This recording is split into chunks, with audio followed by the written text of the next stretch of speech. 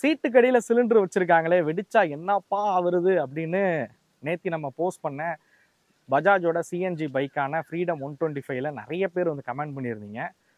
CNG bike வாங்கலாமா வேணாமா, அதுல வரக்கூடிய பிரச்சனைகள் என்ன, ஃபர்ஸ்ட் சிஎன்ஜினா என்ன அப்படிங்கிற எல்லாத்தையுமே இந்த வீடியோல டீட்டெயிலா வந்து பார்ப்போம். ஸோ சிஎன்ஜி அப்படிங்கிறது என்னன்னு கேட்டிங்க அப்படின்னா, கம்ப்ரஸ்டு நேச்சுரல் கேஸ் அப்படிங்கிறது தான் இந்த சிஎன்ஜி. இது வந்து ஒரு இயற்கையான வாயு தான். இது 93% பார்த்தீங்க அப்படின்னா மீத்தேன் தான் இதில் வந்து கலந்துருக்கு. இது இல்லாமல் நைட்ரஜன், கார்பன் டை ஆக்சைடு மாதிரியான விஷயங்கள் இந்த கேஸில் வந்து கலந்துருக்கு.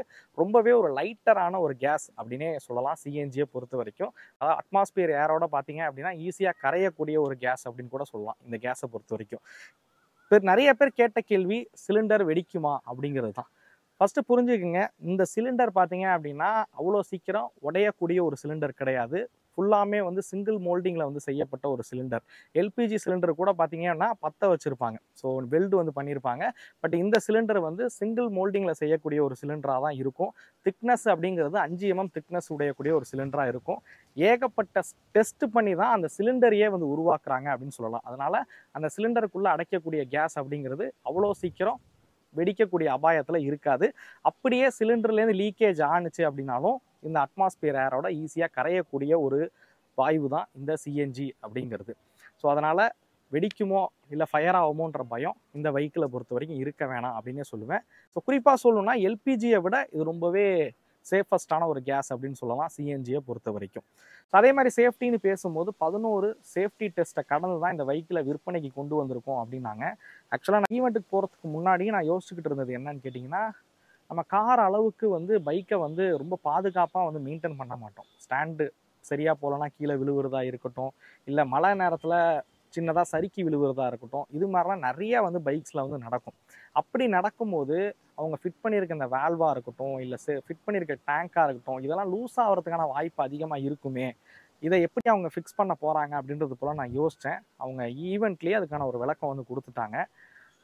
10 டன் எடை இருக்கக்கூடிய ஒரு லாரி ஏறி இறங்கினாலுமே இந்த இன்ஜினுக்கு எந்த பாதிப்பும் வராது.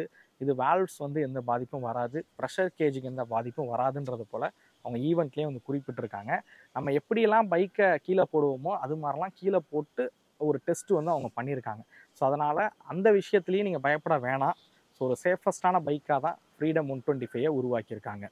ரெண்டாவதாக எல்லாரும் கேட்கக்கூடிய ஒரு கேள்வி அப்படிங்கிறது, சிஎன்ஜி பைக்காக இருக்கட்டும், காராக இருக்கட்டும், இதனால் இன்ஜின் லைஃப் வந்து குறையும் நம்ம சிஎன்ஜியில் ஓட்டுறனால அப்படின்றது இது ஒரு மிகப்பெரிய மித் அப்படின்னு தான் சொல்லி ஆகணும். காரணம் என்ன அப்படின்னு கேட்டிங்கன்னா, சிஎன்ஜி பார்த்தீங்க அப்படின்னா பெட்ரோலை விட ஃபுல்லாக எரியக்கூடிய ஒரு வாயு. அதனால் கார்பன் டெபாசிட் அப்படிங்கிறது பெட்ரோலை விட ரொம்பவே கம்மியாக தான் வந்து கார்பன் டெபாசிட் அப்படிங்கிறது இந்த சிஎன்ஜி இன்ஜின்ஸில் வந்து நடக்கும். ஸோ அதனால் பார்த்தீங்க அப்படின்னா இன்ஜினோட லைஃப் அப்படிங்கிறது அதிகமாக தான் ஆகும். அதே மாதிரி குறிப்பாக தெரிஞ்சுக்கங்க, மாருதி, டொயோட்டா, ஹுண்டாய் மாதிரியான ப்ராடக்ட் எல்லாமே பார்த்தீங்க அப்படின்னா சிஎன்ஜியை வந்து லான்ச் பண்ணுறாங்க. அவங்க 1,00,000 கிலோமீட்டர் வரைக்குமே இன்ஜினுக்கு வந்து வாரண்டி கொடுக்குறாங்க. ஸோ ரிலேபிலிட்டி பிரச்சனையாக இருக்குது அப்படின்னும் போது கண்டிப்பாக 1,00,000 கிலோமீட்டர் வாரண்டியும் கொடுக்க மாட்டாங்க. அப்படி ஒரு விஷயத்தை வச்சு ஒரு இன்ஜினும் உருவாக்கவும் மாட்டாங்க அப்படின்னு சொல்லுவேன். ஸோ நம்ம எல்பிஜியில் பார்த்தீங்கன்னா பெருசாக அந்த அளவுக்கு கார்ஸ் வந்து வரலை. ஆனால் சிஎன்ஜியில் பாருங்கள், எல்லா கம்பெனியும் சிஎன்ஜியில் கார்ஸ் லான்ச் பண்ணுறாங்க, ட்ரக்ஸ் வந்து லான்ச் பண்ணுறாங்க. ஸோ அதனால் இன்ஜினோட ரிலேபிலிட்டி சிஎன்ஜி யூஸ் பண்ணால் குறையுமான்னு கேட்டால் 100% குறையாது. ஓகே, நம்ம இப்போ ஃப்ரீடம் 125க்கு வருவோம். இந்த பைக் வாங்கலாமா வேணாமா, இதோட பாசிட்டிவ் சைட்ஸ் என்ன, நெகட்டிவ் சைட்ஸ் என்ன அப்படிங்கிறத பார்ப்போம். சிஎன்ஜி பைக் வாங்குறதுனால ஃபஸ்ட்டு கிடைக்கக்கூடிய பாசிட்டிவான விஷயம் என்னன்னு கேட்டிங்க அப்படின்னா, உங்களோட ரன்னிங் காஸ்ட் அப்படிங்கிறது குறைக்கப்படும் அப்படின்னே சொல்லலாம். ஆவரேஜாக ஒரு பைக் ஆவரேஜாக ஒரு 125cc பைக் பார்த்தீங்க அப்படின்னா 60 கிலோமீட்டர் மைலேஜ் அப்படிங்கிறது வந்து கொடுக்கும். பஜாஜோட சிடி 125Xஆக இருக்கட்டும், இல்லை டிவிஎஸோட ரைடராக இருக்கட்டும், ஒரு ஆவரேஜாக கணக்கு எடுத்திங்கன்னா ஒரு 60 கிலோமீட்டர் மைலேஜ் அப்படிங்கிறது வந்து கிடைக்கும் அப்படின்னே சொல்லலாம். ஆக்சுவலாக ஒரு வெப்சைட்டோட லிங்க் நான் வந்து தரேன், டிஸ்கிரிப்ஷனில் வந்து கொடுத்துருக்கேன். ஸோ அதில் நீங்கள் போட்டு பார்த்தீங்கன்னா எந்த அளவுக்கு மிச்சம் பிடிக்கலாம் அப்படிங்கிற ஒரு கால்குலேஷன் வந்து நீங்கள் அது மூலியமாக தெரிஞ்சுக்க முடியும். நான் ஒரு உதாரணத்துக்கு ஒரு 200 கிலோமீட்டர் நீங்கள் வந்து பைக் ஓட்டுற நபராக இருக்கீங்க அப்படின்னா, உங்கள் வெஹிக்கிள் 60 கிலோமீட்டர் மைலேஜ் கொடுத்துச்சு அப்படின்னா 3.3 லிட்டர் அப்படிங்கிறது பெட்ரோல் நீங்கள் வந்து போடுற மாதிரி இருக்கும். அதோட காஸ்ட்டு 103 ரூபாய் நீங்கள் ரேட்டு வருது. அப்படி பார்த்தீங்கன்னா 342 ரூபாய்க்கு நீங்கள் வந்து பெட்ரோல் போடுற மாதிரி இருக்கும்.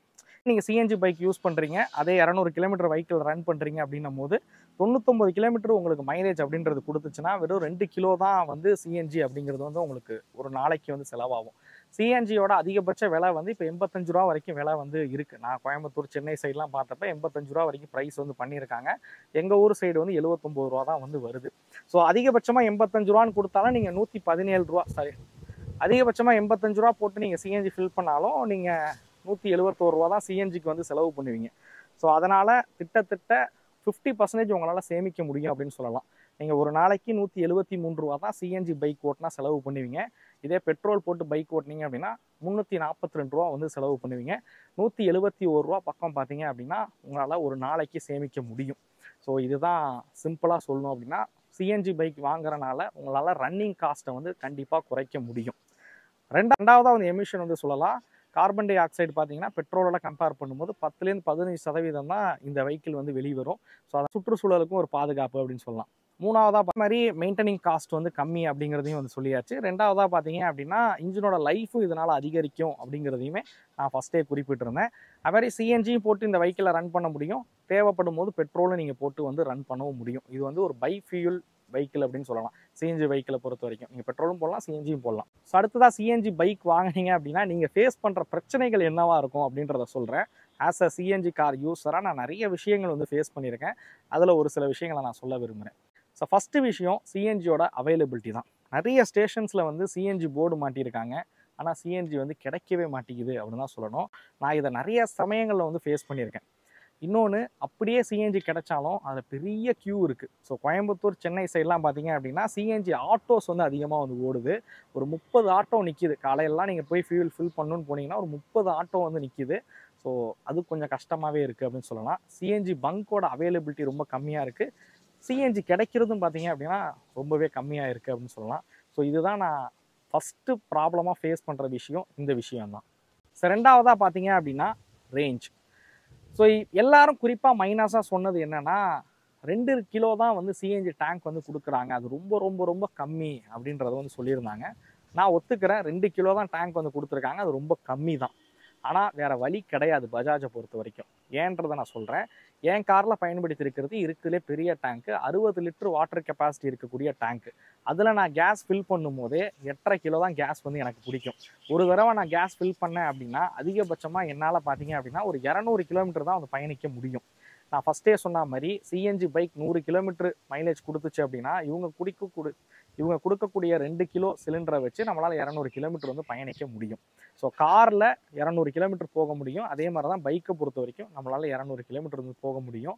ஏன்னா ரொம்ப பெரிய சிலிண்டர் வந்து பைக்கில் வந்து பொருத்த முடியாது.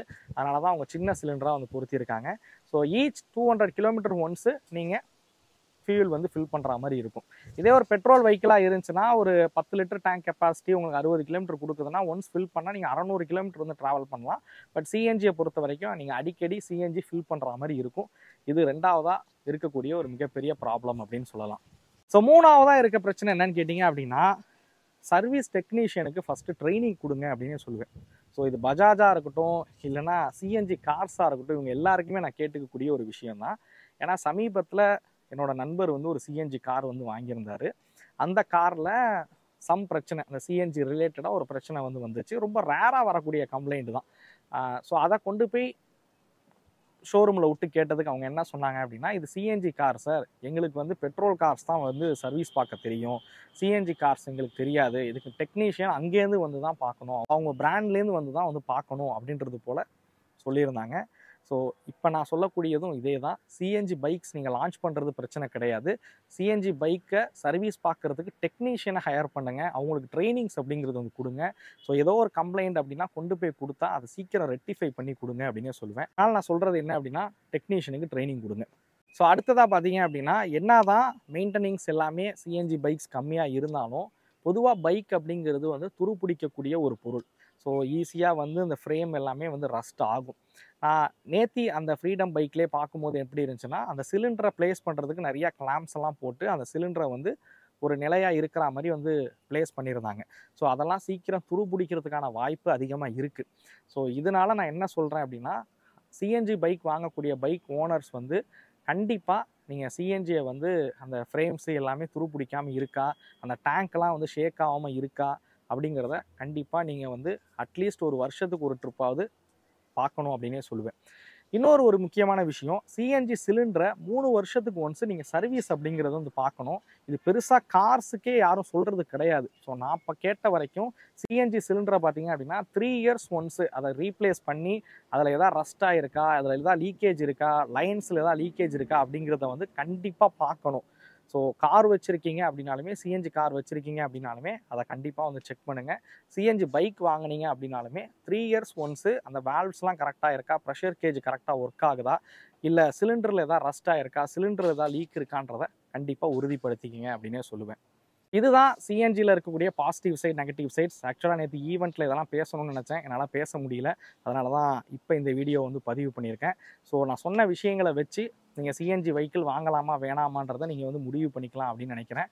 ஸோ இந்த வெஹிக்கிளை பற்றின உங்களோட கமெண்ட்ஸை மறக்காமல் கமெண்டில் வந்து தெரிவிங்க. அடுத்த வீடியோவில் சந்திக்கும் வரை தமிழ் வீல்ஸ் மணிகண்டன். நன்றி, வணக்கம்.